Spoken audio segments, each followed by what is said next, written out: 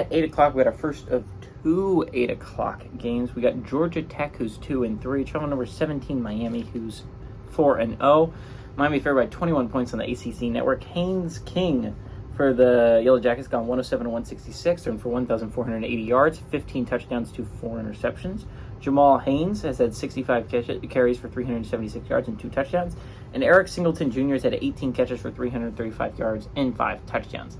Tyler Van Dyke for the Hurricanes gone 74 of 99, he's thrown for 1,042 yards, 11 touchdowns, 1 interception, and has been arguably playing like the second best quarterback in the ACC, only behind Jordan Travis.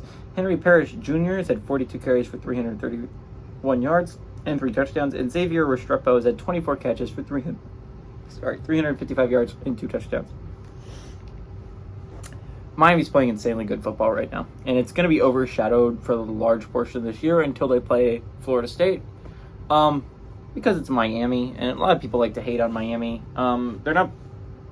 They've been great for the past couple of years, and I understand, like, it's annoying when a team has all this preseason hype every year, and they always suck. This has been A&M's problem for many years, but just like A&M doesn't suck this year, Miami is playing really good football, and Miami has beaten A&M.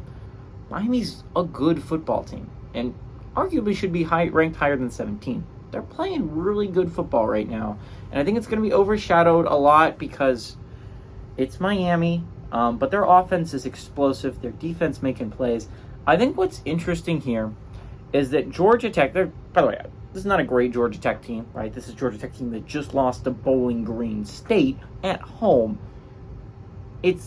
It's a weird team, right? This is a Georgia Tech team that should have beaten Louisville week 1, and then they lost to Ole Miss, but they beat Wake Forest, and it's just like they lost to Bowling Green. Like, I don't quite understand what this Georgia Tech football team is, but I do know one thing about this Georgia Tech football team is that they have a really good offense. As long as Haynes King's not fumbling the football, which is what happened and how they lost the Louisville game. They had that game in the bag.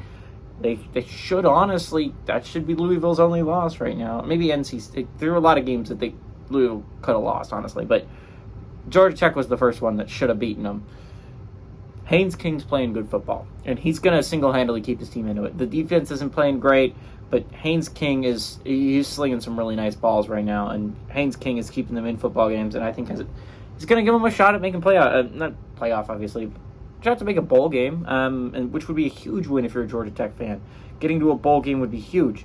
It's going to Miami. Tyler Van Dyke's going to sling the ball too. And honestly, I think they win. Miami does win. I think they win by 2 possessions. But I think Georgia Tech keeps it close enough. I think Georgia Tech has a good enough offense. Give me Georgia Tech to go on the road and cover, but Miami to win.